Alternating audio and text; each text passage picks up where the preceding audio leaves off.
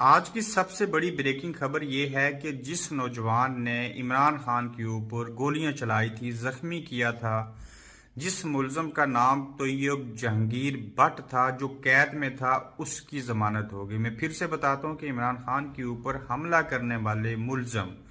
तैयब जहांगीर भट्ट की जमानत होगी और ये जमानत लाहौर की अदालत ने एक जो लाहौर के एक बेंच के अंदर चीफ जस्टिस साहिबान है, जिनका एक का नाम है जस्टिस आलिया नीलम,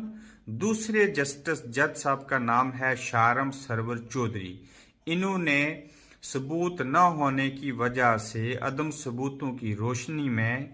तैयब जहांगीर भट्ट को जमानत दे दी है और कहा कि जाओ फिर किसी और के ऊपर हमला कर लो। ये हमारे निज़ाम की कमजोरी है, इदारों की कमजोरी है, जिनको सबूत पेश न करने दिए गए या उनके पास सबूत